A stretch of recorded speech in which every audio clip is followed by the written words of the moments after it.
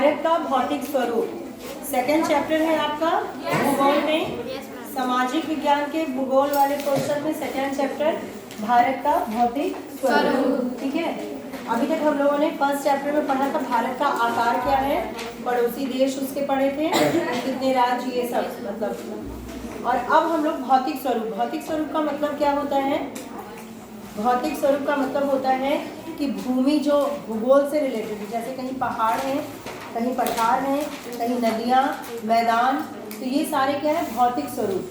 भौतिक चीज़ें आप लोग विज्ञान में पढ़े हो ना, मतलब जिनको देखा छुआ जा सके वो भौतिक चीज़ें होती हैं। तो यही भौतिक स्वरूप का मतलब कि पूरा भारत हमारा किस तरह से इसका भूगोल है, इसकी भूमि कैसी है। इसको स्टार्ट करते हैं हम लोग। जैसा कि आप जानते हैं कि भारत विभिन्न स्थलाकृतियों वाला एक विशाल देश है। विभिन्न स्थलाकृतियों का मतलब क्या होता है, ठीक है, स्थलाकृति उसकी जो आकृति है भारत की अलग अलग है, पहाड़ है, कहीं पठार, जो मैंने अभी बताया। आप किसी प्रकार के क्षेत्र भूभाग में रहते हैं, यदि आप मैदानी क्षेत्र में रहते हैं तो आप वहाँ के दूर तक विशाल मैदान भी हम लोग देखते हैं, खासकर उत्तर प्रदेश में जो रहता है उसको विशाल मैदान दिखाई पड़े। यहाँ कहीं पहाड़ दिखाई पड़ता है, न तो समुद्र, न तो बहुत नदियाँ हैं, नदियाँ भी मैदानी नदियाँ हैं। ठीक है, यदि पर्वतीय क्षेत्र के निवासी हैं तो पर्वतीय ढलानों, घाटियों से भली भांति परिचित होंगे। पर्वत के बीच की जो पोर्शन होता है उसे घाटी कहते हैं। ठीक है, वास्तव में हमारे देश में हर प्रकार की भू आकृतियाँ पाई जाती हैं, जैसे पर्वत, मैदान, मरुस्थल, पठार और द्वीप समूह। द्वीप समूह किसे कहते हैं, जो समुद्र से घिरा होता है, छोटे छोटे। आप लोग जब भारत का मानचित्र देखते हो तो सबसे नीचे जैसे लक्षद्वीप हुआ, अंडमान निकोबार, वो छोटे टुकड़े हैं जो कि चारों तरफ से पानी से घिरे हैं। अब भारत क्या है, क्या चारों तरफ पानी से घिरा हुआ है समुद्र से, तो ये प्रायद्वीप है। द्वीप हुआ वो जब होता है जो चारों तरफ से घिरा हो, और प्रायद्वीप जो कि तीन तरफ से घिरा हुआ है। अब भारत की भूमि बहुत अधिक भौतिक विभिन्नताओं को दर्शाती है। भूगर्भीय तौर पर प्रायद्वीपीय पठार पृथ्वी की सतह का प्राचीनतम भाग है। ठीक है, इसे भूमि का एक बहुत बड़ा स्थिर भाग माना जाता है, परंतु हाल के भूकंपों ने इसे गलत साबित किया। मतलब भूकंप आने पे जो पठार या पहाड़ है वो भी इधर से उधर होते हैं, उनके बनावट में भी चेंज होता है। हिमालय व उत्तरी मैदान हाल में बनी स्थलाकृतियाँ हैं। हाल में मतलब ऐसा नहीं कल बनी है, मतलब जो लेटेस्ट बनी हुई है उसमें हिमालय और ये जो मैदान है वो सब उत्तरी मैदान, ये सब अभी जो लेटेस्ट बनी है उसकी स्थलाकृतियाँ। बहुत पहले, बहुत हजारों अरबों साल पहले जो है ये जो पृथ्वी बनी उस समय क्या हुआ ये अंदाजा लगा करके वैज्ञानिक बताते हैं। लेकिन ये जो हिमालय है और विशाल मैदान है ये सबसे लेटेस्ट पार्ट है इसका। ठीक है, भूगर्भ वैज्ञानिकों के अनुसार हिमालय पर्वत की एक अस्थिर भाग है। हिमालय की पूरी पर्वत श्रृंखला एक युवा स्थलाकृति को दर्शाती है, जिसमें ऊंचे शिखर, गहरी घाटियां, तेज बहने वाली नदियां हिमालय से ही निकलती हैं। तेज बहने वाली नदियां हमारी गंगा हुई। ठीक है, फिर है उत्तरी मैदान जलोढ़ निक्षेपों से बने हैं। उत्तरी मैदान जलोढ़ निक्षेपों का मतलब क्या हुआ, देखो यहाँ पर जैसे कि ये पहाड़ है, यहाँ से नदियां आ रही है। ठीक है, तो यहाँ से ये मिट्टी, बालू, जो वहाँ के पत्थरों को देखोगे तो बहुत चिकना होता है, क्यों, वो घिसते हैं पानी के बहाव से। तो ये चीज़ें ला रही है तो कहीं तो पाउडर इसका जा रहा होगा।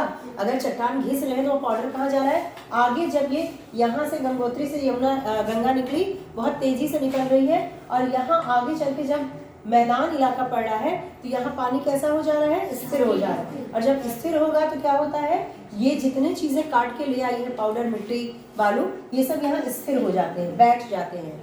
ठीक है, बैठ जाते हैं और ये पूरा मैदान यानी जलोढ़ निक्षेपों से उत्तरी मैदान बन जाता है। पूरा मैदानी इलाका जो रेत का, मिट्टी का बना हुआ है वो इसी से। जैसे आप ग्लास में मिट्टी को बहुत तेजी से घोलिए और तेजी से उसे गिराइए तो आपको पता नहीं चलेगा इसके अंदर मिट्टी है, साथ ही साथ चला जाएगा। लेकिन आप उसको धीरे से बहाओ तो जितने रेत है वो बैठ जाएगी, है ना। तो बस वही वाले प्रोसेस पे ये पूरा मैदान हमारा उत्तरी का बना है। मुख्य भौगोलिक वितरण क्या है, अब हम पूरे भारत को मुख्य भौगोलिक 6 वितरण में बांटते हैं। ठीक है, ये क्विक रिवीजन है, इसको दिमाग खोल के समझते जाओ सभी। जहाँ कोई प्रॉब्लम हो तुरंत रोकना मुझे। ठीक है, यहाँ पे हिमालय पर्वत सबसे ऊपर में, हिमालय पर्वत, उत्तरी मैदान, नीचे का उत्तर का मैदान, सबसे उत्तर में हिमालय पर्वत, अभी मैं ग्राफ में भी दिखाऊंगी। उत्तरी मैदान प्रायद्वीपीय पठार, भारतीय मरुस्थल पश्चिम के साइड में। ठीक है, उसके बाद तटीय मैदान यानी समुद्र का जो तट है उससे संबंधित, और द्वीप समूह अलग से जो अंडमान निकोबार लक्षद्वीप के हैं। यहाँ पर देखिए हिमालय पर्वत को शो किया गया है, बहुत ही ध्यान से देखें। यहाँ पर अब देखो हिमालय कोई एक पर्वत की श्रृंखला है, श्रृंखला में सीरीज ऑफ माउंटेन। यहाँ पे इसमें कई है, यहाँ से लेते हुए ये इधर नेपाल तक और इधर तक फैली हुई है, ठीक है। एवरेस्ट पर्वत यहाँ है इसका, इसी तरह कंचनजंगा, और यहाँ पे इसके अलग अलग नाम अलग अलग जगहों पे दिए गए हैं। ये इधर से ये पूरी श्रेणी जो है काराकोरम ये सब को लेते हुए इधर तक फैली हुई है, ठीक है। अब यहाँ पे जो नदियाँ निकली हैं, यहाँ देखो गंगा नदी जो दिख रही है आपको, गंगा नदी इधर से निकली, इसी से गंगोत्री और से यमुना नदी, तो ये जो कई नदियाँ निकल रही हैं। और यहाँ देखो हिमालय पर्वत, यानी ये पूरा का पूरा जो है हिमालय पर्वत की श्रेणी है। अब इसमें भी हिमालय में भी कई श्रेणियां हैं, वो आगे हम लोग अभी पढ़ेंगे। बृहद हिमालय, मध्य हिमालय, शिवालिक पहाड़ियां है ना, उसमें भी कई श्रेणियां। जैसे ऊपर वाला जो बृहद हिमालय कहलाता है, बहुत बड़ा हिमालय, उसके बाद मध्यम और उसके बाद शिवालिक पहाड़ियां उत्तराखंड उत्तरांचल में आती हैं। आगे हम उसको देखते हैं अभी। तो इतने 6 भागों में बटा है। इसमें सबसे पहला हिमालय पर्वत श्रृंखला। हिमालय पर्वत में आते हैं हम लोग, हिमालय पर्वत की बात हम लोग करते हैं। भारत की उत्तरी सीमा पर विस्तृत हिमालय भूगर्भीय रूप से युवा व बनावट के दृष्टिकोण से वलित पर्वत श्रृंखला है। वलित का मतलब मैं बार बार आप लोगों को समझाती हूँ, यानी ओवरलैपिंग, यानी एक श्रृंखला नहीं है कि बस ऐसे ऐसे ऐसे चली जा रही है, इसके ऊपर, और ये वलित है, ठीक है, जिगजैग फॉर्म में है। ठीक, ये पर्वत श्रृंखलाएं पश्चिम पूर्व दिशा में सिंधु से लेकर के ब्रह्मपुत्र तक फैली है। हिमालय विश्व की सबसे ऊंची पर्वत श्रेणी है और एक अत्यधिक असम अवरोधों में से एक है, ठीक है। ये 2400 किलोमीटर की लंबाई में फैले एक अर्धवृत्त का निर्माण करती है। 2400 किलोमीटर की लंबाई अर्धवृत्त का, ये यहाँ से भारत से लेकर के इस तरीके से अर्धचंद्र का निर्माण करती है। इसकी चौड़ाई कश्मीर में 400 किलोमीटर व अरुणाचल में 150 किलोमीटर है। समझ रहे हो बात को? चौड़ाई का मतलब ये जो फैलाव है इसका, ये कश्मीर में ज़्यादा है 400 और अरुणाचल में आके ये कम हो जाता है। चौड़ाई का मतलब वो कितने में फैला हुआ है, कितना क्षेत्र ले रहा है।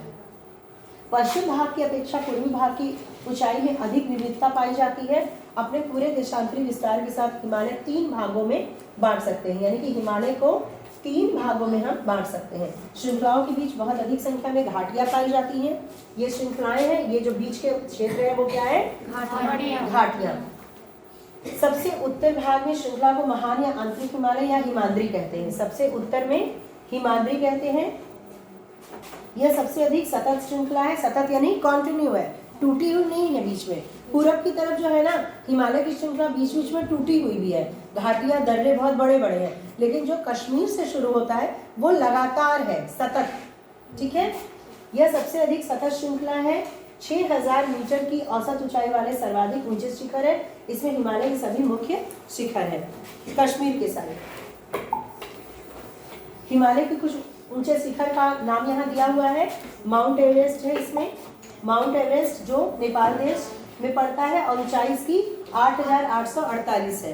ये सब लिखते भी जाओ तुम लोग, दिमाग में सेट भी करते जाओ, फुटनोट की रूप में लिख भी सकते हो। कंचनजंगा, जोगानी कंचनजंगा होता है भारत, ये 8598 है, इससे थोड़ा ही कम है, बहुत ज़्यादा नहीं। मकालू नेपाल में पड़ता है, ये भी 8481। धौलागिरी नेपाल में 8172, ठीक है। फिर है नंगा पर्वत भारत में 8100। नंगा पर्वत कहाँ पड़ता है? भारत में। ये सारी चीजें तुम लोग याद रखोगे। 1 नंबर में आ सकता है कि नंगा पर्वत कहाँ पड़ता है? भारत में। अन्नपूर्णा नेपाल, नंदा देवी भारत, ठीक है। कामेर जो है भारत में। नामचा बरुआ जो है वो भारत में, और गुरुला मंधाता नेपाल। ये सब पर्वत श्रेणियां हैं। जैसे अगर हिमालय आपका यहाँ से शुरू होके इस तरह गया है तो इसका नाम अलग, इसका नाम अलग, क्योंकि ये बहुत बड़े सारे राज्यों को कवर करता हुआ आगे बढ़ रहा है। हिमालय कोई एक जगह नहीं है। तो वो जो आपका ये मान लो कि अलग नाम दिया गया नंगा पर्वत, तो कहाँ पड़ गया, ये भारत में पड़ रहा है। अब यहाँ पे आ जाओ, गुरला मंधाता, ये नेपाल के साइड पड़ गया है। भाई देश बटे हैं, पर्वत नहीं उससे बट पाए ना कि पर्वत अलग ही हो गए। तो ये हिमालय ही है जो कि नेपाल में भी गुरला मंधाता, उसकी कुछ श्रेणियां कहलाती हैं गुरला मंधाता, ये नेपाल में। ओके, वहां हिमालय के वलय की आकृति असममित है। असममित का मतलब सम्मित असम्मित समझते हो, छोटे छोटे वर्ड भी आप लोग लेट गो मत किया करो। सम्मित सम्मित का जैसे कि मान लो एक ये है बॉल है, इसको जब आप ऐसे बराबर भागों में काटोगे तो ये और ये बराबर से लग रहे हैं ना, एक समान, इसको सम्मित कहते हैं। ठीक है, असम्मित जैसे कि मान लो कि एक ऐसे है कोई चिड़िया ऐसे, और इसको दो बराबर भाग काटोगे तो ये दोनों अलग अलग टाइप की हैं, तो ये असममित है। तो सम्मित का मतलब होता है जैसे कि मान लो ये आपने बनाया इस तरीके से और इसको दो बराबर भागों में काटा तो ये और ये पार्ट सेम है, समझ रहे हो। कोई भी चीज ले सकते हो तुम लोग, मान लो कि एक मानव की आकृति आपने ऐसे करके बनाई, ये हाथ है, ठीक है, इसको दो बराबर भागों में काटोगे तो ये क्या है, सम्मित या असम्मित, सम्मित है ना। यानी दो बराबर भागों में अगर सेम भागों में, बराबर नहीं, सेम, इधर का और इधर का बराबर है, सेम है, तो उसको सम्मित कहते हैं और बाकी को असम्मित कहते हैं। ठीक है, तो यहाँ पर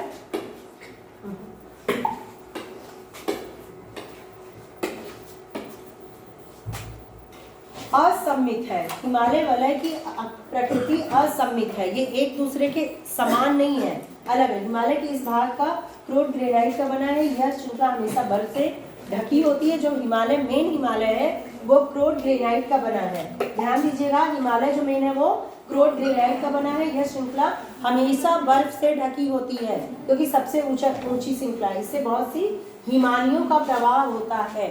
हिमानी मतलब हिमालय से जो नदियां बह रही हैं, जो छोटी छोटी नदियां छोटे छोटे झरने से बह के एक बड़ी नदी बहाते हैं, जैसे गंगा है, तो इसको भी क्रिएट करने में जो छोटी छोटी हिमानियां बह रही हैं उसको कहते हैं नदियां।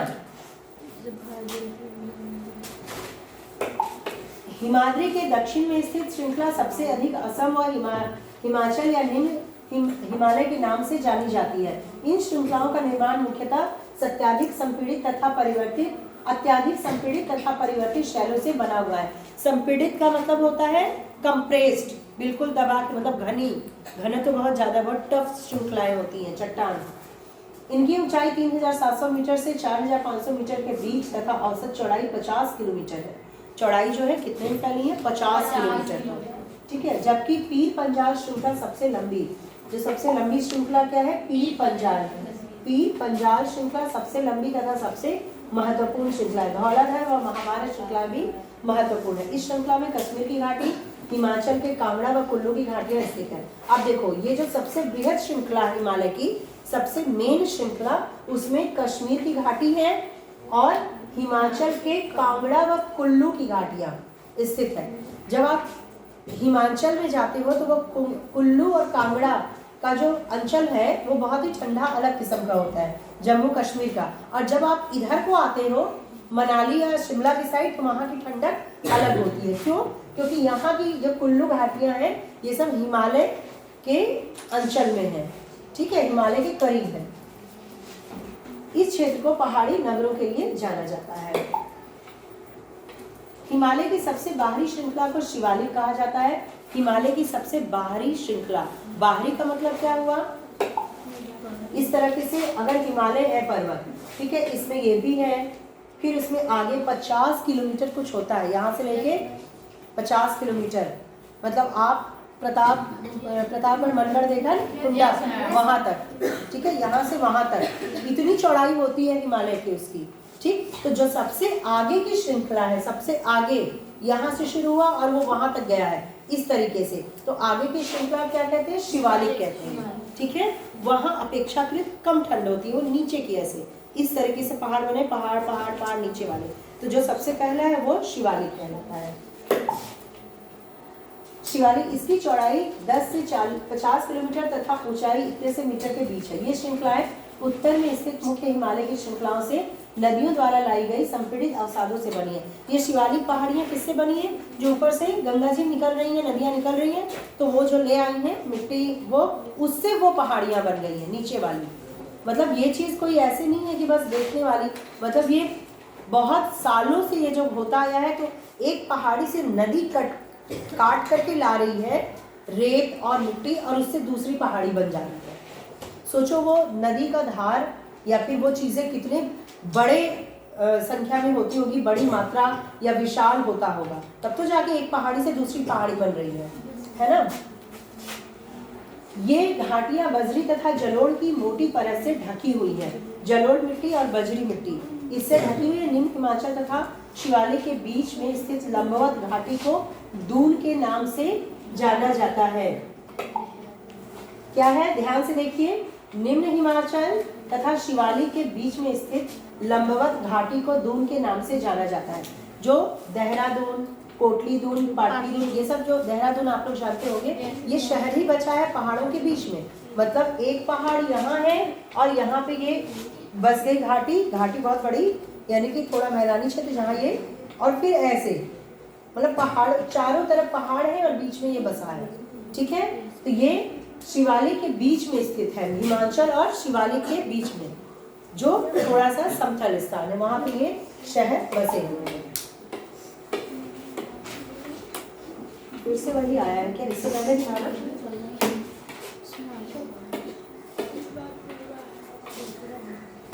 ठीक है, उसी चीज को फिर से दिया हुआ है। लद्दाख, यहाँ पे जो बात हो रही है, देखो 1 2 3 इस तरह देख रहे हो, ये जो जितने लाइंस है ये उतनी पहाड़ों का श्रृंखला है जो आगे तक है। और यहाँ पर आकर के ये शिवालिक पहाड़ियाँ, इसमें कहीं लिखा है ये शिवालिक श्रेणी जो सबसे आगे की है, जो अभी मैंने बताई। ठीक है, हिमालय पर्वत बर्फ से ढका होता है जो मेन हिमालय है। इस उत्तर दक्षिण के अतिरिक्त हिमालय को पश्चिम से पूर्व तक स्थित क्षेत्रों के आधार पर भी विभाजित किया जाता है। इन वर्गीकरणों को नदी घाटियों की सीमाओं के आधार पर किया गया है। उदाहरण के लिए सतलुज सिंधु के बीच स्थित हिमालय के भाग को पंजाब हिमालय, पंजाब हिमालय किसे कहते हैं? सतलुज एवं सिंधु के बीच स्थित हिमालय के भाग को पंजाब हिमालय के नाम से जाना जाता है। लेकिन पश्चिम से पूर्व तक क्रमशः कश्मीर तथा हिमाचल हिमालय के नाम से भी जाना जाता है। सतलुज तथा काली नदियों के बीच स्थित हिमालय के भाग को कुमाऊं हिमालय, कुमाऊं हिमालय किसे कहते हैं? सतलुज और काली नदियों के बीच स्थित हिमालय के भाग को। ठीक है, काली तथा तिस्ता नदियां नेपाल हिमालय एवं तिस्ता तथा दिहांग नदियां असम हिमालय का सीमांकन करती हैं। ध्यान से इसको देख लीजिए, काली तथा तिस्ता नदियां, ये काली है और तिस्ता, ये दोनों नदी हैं। तिस्ता और काली क्या किनका नाम है? नेपाल हिमालय का एवं तिस्ता। ये देखो, ये जो काली और तिस्ता नदियां हैं नेपाल और हिमालय का एवं तिस्ता तथा दिहांग नदियां जो हैं वो असम हिमालय का सीमांकन करती हैं। यानी कि ये नदी बीच से निकली, तो जैसे ये हिमालय है पूरा, ये नदी यहाँ बीच से निकली, तो ये जो निकली है तिस्ता और दिहांग नदियाँ, वो असम हिमालय इधर हो गया। इन नदियों ने इसको बांट दिया। ठीक है, ये इसका कर ली, और काली तिस्ता नदियाँ नेपाल हिमालय का, इधर नेपाल। ब्रह्मपुत्र हिमालय की सबसे पूर्वी सीमा बनाती है, ये भी अंडरलाइन करने योग्य है। ब्रह्मपुत्र हिमालय की सबसे पूर्वी सीमा बनाती है। दिहांग महाखंड गार्ज के बाद हिमालय दक्षिण की ओर एक तीखा मोड़ बनाते हुए भारत की पूर्वी सीमा 320 पूर्वी सीमा साथ फैल जाता है। इन्हें पूर्वांचल या पूर्वी पहाड़ियां तथा पर्वत श्रृंखलाओं के नाम से जाना जाता है। ये पहाड़ियां उत्तर पूर्वी राज्यों से होकर गुजरती हैं तथा मजबूत बलुआ पत्थर अवसादी शैल से बनी है। ये अब मैदानी इलाकों की बात आ रही है। मजबूत बलुआ पत्थर और अवसादी शैल से बनी है, घने जंगल से ढकी है, अधिकतर समांतर श्रृंखलाओं व घाटियों के रूप में फैली है। पूर्वांचल में पटकाई, नागा, मिजो और मणिपुर, ठीक है, पूर्व की ओर आबाद हैं। उधर से हम चले हिमालय से और इधर पूरब की ओर पहुंचते हैं, तो यहाँ की पहाड़ियों में बहुत ही ज़्यादा हरियाली है। क्यों? क्योंकि वहाँ बर्फ से ढकी हुई पहाड़ियाँ नहीं है, और यहाँ की जो पहाड़ियों का जो मिट्टी है वो पौधों को विकसित कर सकता है। बहुत कठोर अगर पत्थर होगा तो वहाँ पेड़ पौधे भी नहीं हो सकते। लेकिन पूर्व की ओर अगर बढ़े, मिजोरम, मणिपुर, ये सब पहाड़ियों में तो बहुत ही ज़्यादा हरियाली होती है। ठीक है, उत्तरी मैदान आ जाते हैं। 3 प्रमुख नदियां हैं, सिंधु, गंगा और ब्रह्मपुत्र। इनकी सहायक नदियों से बना यह मैदान जलोढ़ मृदा का। हमारे मैदानी क्षेत्र में कैसी मृदा है? मृदा का मतलब मिट्टी। Very good. लाखों वर्षों में हिमालय के गिरिपाद में स्थित बहुत बड़े बेसिन में जलोढ़ों का निक्षेप हुआ। निक्षेप वही स्थिर हो जाना है ना, निक्षेपण, जिससे इन उपजाऊ मैदान का निर्माण हुआ। भाई ऊपर से जितने जड़ी बूटी, जितनी चीजें हैं वो बहा करके नदियां ला रही हैं और मैदानों में उसे स्थिर कर दे रही हैं। मैदान कैसे हो जाएंगे? उपजाऊ हो जाएंगे। इसलिए मैदानी इलाकों में सारे क्रॉप्स, अनाज ये ज़्यादा से ज़्यादा होते हैं। आप लोग किस इलाके में रहते हो? पहाड़ी, मैदानी या पठारी? मैदानी। Okay, good. इसका विस्तार 7 लाख वर्ग किलोमीटर के क्षेत्र पर है। ठीक है, यह मैदान लगभग 2400 किलोमीटर लंबा व 240 से 320 किलोमीटर चौड़ा। यह सघन जनसंख्या वाला भौगोलिक क्षेत्र है। सबसे ज्यादा जनसंख्या कहाँ होती है?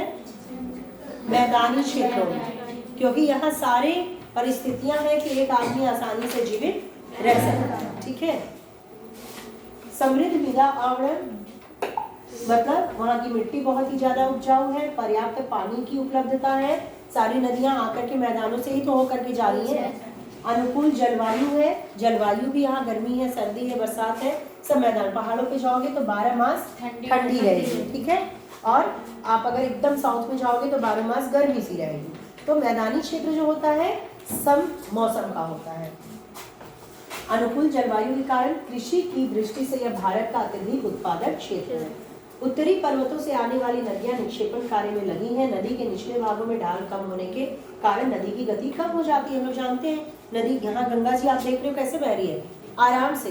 अगर आप हरिद्वार जाओगे या फिर अगर आप गंगोत्री चले गए, बहुत तेजी से गंगा गिरती है, एकदम प्रपात देखा है? प्रपात कभी है ना, बहुत ऊंचाई से गिरती है। अगर ऊंचाई से पानी को गिराओगे और जमीन पे यूं करोगे तो दोनों में अंतर होता है। तो वो सारी जो ऊंचाई से गिरती है ला करके पूरा मिट्टी और उपजाऊ मिट्टी हमारे यहाँ भर देती है।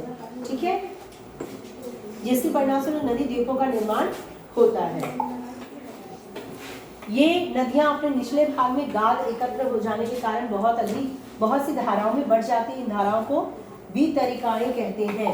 वितरिकाएं किसे कहते हैं? नदी यहाँ से निकली, ठीक है, और अपने साथ जो मिट्टियां लाई, मान लो एक जगह इकट्ठी हो गई तो ये इधर बढ़ गई, ये इधर को चली गई, समझ रहे हो? फिर यहाँ मिट्टी इकट्ठी, ये इधर को चली गई, ये इधर। तो कई धाराओं में नदियां बढ़ जाती हैं। अगर कोई चीज अड़चन आएगी बीच में तो नदी अपने को मोड़ में ले लेती है। गाद क्या होता है? गाद मतलब जो अभी मैंने बताया ना कि उसमें जो घुली हुई चीजें हैं, रेत है, मिट्टी है, पत्थर है, वो जो ले आते हैं तो गाद उसे कहते हैं। एक तरह से गाद को लोक भाषा में कूड़ा या कचरा, है ना, बैठ, समझ गई? मतलब जो ऊपर से आई है नदियाँ, वो अपने साथ बहुत सारी मिट्टी, रेत, ये सारी चीजें लाई, उनको गाद कहते हैं। दोआब का अर्थ यहाँ दिया हुआ है। दोआब का अर्थ है दो नदियों के बीच का भाग। दो नदियों के बीच का भाग, ये एक नदियाँ आ गई और ये एक नदी आ गई। अगर मिल भी रही है, नहीं भी मिल रही है, ये बीच का भाग दोआब होगा। ठीक है, उत्तरी मैदान को मोटे तौर पर 3 उपवर्गों में विभाजित किया जाता है। उत्तरी मैदान के पश्चिमी भाग को पंजाब का मैदान, सिंधु तथा इसकी सहायक नदियों द्वारा बनाए गए मैदान का बहुत बड़ा भाग। पाकिस्तान में सिंधु तथा इसकी नदियां झेलम, चेनाब, रावी, ब्यास तथा सतलुज हिमालय से निकलती हैं। मैदान के इस भाग में दोआबों की संख्या बहुत अधिक है। ठीक है, बहुत सारी नदियाँ निकल रही हैं, एक नदी उधर को जा रही है, एक इधर को, तो बीच का जो भाग है उसको दोआब कहते हैं। ठीक है, तो बहुत सारे दोआब जो हिमालय से नदियाँ निकल रही हैं, पश्चिम की ओर जा रही हैं, सिंधु, झेलम, चिनाब पाकिस्तान की तरफ जा रही हैं, हमारी तरफ से निकल के उधर को जा रही हैं। तो जो बीच में इधर का कटा भाग होता है, जो बीच का पोर्शन, वो दोआब हो जाता है। गंगा के मैदान का विस्तार घग्गर और तिस्ता नदियों के बीच है। गंगा के मैदान का जो विस्तार है वो किसके बीच है? घग्गर और तिस्ता के बीच। यह उत्तरी भारत में हरियाणा, दिल्ली, उत्तर प्रदेश, झारखंड, पश्चिम बंगाल में फैला है। ब्रह्मपुत्र का मैदान इसके पूर्व विशेषकर असम में स्थित है। ब्रह्मपुत्र का मैदान किधर है? ठीक है। उत्तरी मैदानों की व्याख्या समानतः इसके उच्चांशों में बिना किसी विविधता वाले समतल स्थल के रूप में की जाती है। यह सही नहीं है। इन विस्तृत मैदानों की भौगोलिक आकृति में भी विविधता है। आकृति विभिन्नता के आधार पर उत्तरी मैदान को 4 भागों में विभाजित किया जा सकता है। कल मैं बताऊंगी आप लोग को यहाँ तक कि वो 4 भाग क्या है, आगे इसमें जिस तरह से दिया हुआ है। ठीक है, इतना आप लोग जो अभी रीड कराया गया है टॉपिक नहीं बटे। भारतीय मरुस्थल, कल मैदान और मरुस्थल, प्रायद्वीपीय पठार और मरुस्थल दोनों हो जाएगा। ठीक है, या फिर एक सेकंड से पूरा ही कर देते हैं। चलो, उत्तरी मैदानों की व्याख्या यहाँ तक हुआ है ना, विभाजित। नदियाँ पर्वतों से नीचे उतरते वक्त शिवालिक की ढाल पे 8 से 16 किलोमीटर के चौड़ी पट्टी में गुटिका का निक्षेपण करती हैं। इसे भाबर के नाम से जाना जाता है। ठीक है, इसे किस नाम से जाना जाता है? चौड़ी पट्टी में गुटिका का निक्षेपण करती हैं, जिसे भाबर के नाम से। सभी सरिताएं मतलब नदियां इस भाबर पट्टी में विलुप्त हो जाती हैं। मतलब इतना बड़ा एक ऐसा शुष्क इलाका जहाँ पे नदियां आकर के विलुप्त हो जाती हैं। इस पट्टी के दक्षिण में ये नदी सरिताएं व नदियां पुनः निकल आती हैं एवं नम तथा दलदली क्षेत्र का निर्माण करती है। पूरब की साइड जा करके आप अगर सुंदरवन या फिर पूरब में सिक्किम असम के उसमें चले जाओ तो दलदली वन पाए जाते हैं, क्योंकि भाबर में विलुप्त होकर कहीं ना कहीं तो निकलेंगी। भाई नीचे को हो गई तो वह दलदल बनाएंगी, जिसे तराई कहा जाता है। यह वन प्राणियों से भरा घने जंगलों का क्षेत्र था। बंटवारे के बाद पाकिस्तान से शरणार्थी को कृषि योग्य भूमि उपलब्ध कराने के लिए इस जंगल को काटा गया। ये इधर की बात हो रही है। जा चुका। इस क्षेत्र में दुधवा राष्ट्रीय पार्क की स्थिति ज्ञात कीजिए। अब दुधवा राष्ट्रीय पार्क जो है वो कहाँ है, ये आप लोग देखेंगे। कहाँ है दुधवा राष्ट्रीय पार्क? उत्तरी मैदान का सबसे विशालतम भाग पुराने जलोढ़ का बना है। नदियों के बाढ़। अब देखो, अगर बोला जाए उत्तरी मैदान का जो विशालतम भाग है वो किस मिट्टी का बना है? जलोढ़। ये याद रखना। वे नदियों के बाढ़ वाले मैदान के ऊपर स्थित है तथा वेदिका जैसी आकृति प्रदर्शित करते हैं। इस भाग को भांगर के नाम से जाना जाता है। इस क्षेत्र की मृदा में चूनेदार निक्षेप पाए जाते हैं। जो चूनेदार निक्षेप है यानी मिट्टी जो चूने वाली होती है वो भांगर कहलाती है। ठीक है, जिसे स्थानीय भाषा में कंकड़ कहा जाता है। बाढ़ वाले मैदानों के नए तथा युवा निक्षेपों को खादर कहा जाता है। मतलब है वही चीज जो बाढ़ वाले क्षेत्र होते हैं उसमें खादर, ठीक है, और चूनेदार जो निक्षेप होते हैं उसे भांगर और स्थानीय भाषा में कंकड़ कहा जाता है। इनका लगभग प्रत्येक वर्ष पुनर्निर्माण होता है। बहती हैं, फिर निर्माण हुआ, फिर बहती है, इसलिए उपजाऊ होते हैं तथा गहन खेती के लिए आदर्श होते हैं। कोई चीज अगर बह रही है फिर उपजाऊ मिट्टी आ गई तो वहां हम उपज अच्छी कर सकते हैं। ठीक है, कल हम लोग पढ़ेंगे प्रायद्वीपीय पठार और मरुस्थल। ओके, वो तो पहला